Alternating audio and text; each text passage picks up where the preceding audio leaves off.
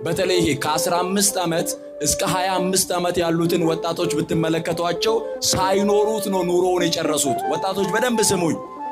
እኔ ቤተሰቦቼ የማይረዱኝም እኔ ገሌ የማይረዳኝም ይልና ሞትን አማራጭ ያደርገዋል። ሳይኖረው 30 ዓመት እንኳን ሳይሞላ ሞትን እንደ መፍትሄ የሚቆጥር ትውልድ ነው እያፈራን ያለ ነው። ቤተሰብ አልተረዳኝም በሚል ምክንያት ጓደኞቼ አይረዱኝም፣ የልቤን የሚያውቅልኝ የለም፣ የውስጤን የሚያውቅልኝ የለም ብለው ወጣቶች ተስፋ ቆርጠው የሚያየኝ የለም፣ የሚመለከተኝ የለም፣ ስለኔ የሚገደው የለም፣ የሚወደኝ የለም፣ የሚንከባከበኝ የለም ብለው ራሳቸውን ገለልተኛ አድርገው ተስፋ ቆርጠው ራሳቸውን የሚያጠፉ ብዙ ለወጣትነት እንኳን ያልበቁ ሕፃናት ናቸው። በዚህ ዕድሜ ክልል ውስጥ ያሉትን ወጣቶች እንመልከታቸው። ይኸውላችሁ ቤተሰብ ቢመለከት እግዚአብሔር ካልተመለከተ ዋጋ የለውም። ከጓደኛ በላይ እግዚአብሔር አለ። ከዘመድ በላይ እግዚአብሔር አለ። ከቤተሰብ በላይ እግዚአብሔር አለ። ወጣቶች ራሳችሁ ላይ ከመወሰናችሁ በፊት ኑና እግዚአብሔርን ተመልከተኝ በሉ። እናንተ እግዚአብሔርን ረስታችሁ እንዴት እግዚአብሔር ረሳኝ ማለት ትችላላችሁ?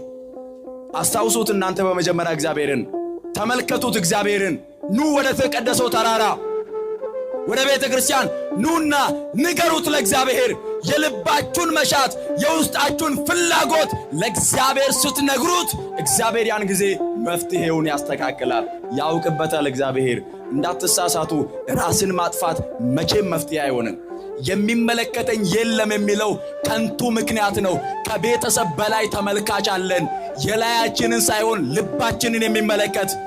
ከዘመድ በላይ ተመልካች አለን፣ የለበስነውን ሳይሆን ውስጣችንን የሚመለከት።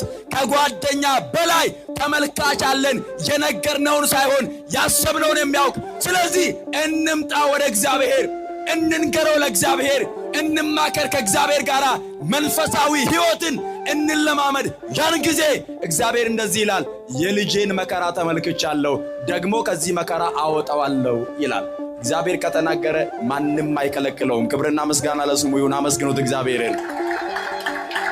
ማንም አይከለክለውም እግዚአብሔርን። ቤተሰብ ማድረግ ፈልጎ ገንዘብ ሊከለክለው ይችላል፣ ገንዘብ ሊያጥረው ይችላል። ጓደኛ ማገዝ ፈልጎ አቅም ሊያጥረው ይችላል።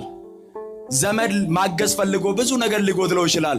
ምንም የማይጎድለው ስንቀርበው የቀረበን። ይኸውላችሁ ከምንም በላይ እኛ ብቻ በትህትና እንቅረበው፣ እኛ በእምነት እንቅረበው፣ እኛ ወደ እርሱ እንምጣ። ያን ጊዜ እርሱ ወደ እኛ መጥቶ በልባችን ላይ መኖሪያውን ያደርጋል፣ በልባችን ይመላለሳል። ያን ጊዜ ውስጣችን ሆኖ ይመራል።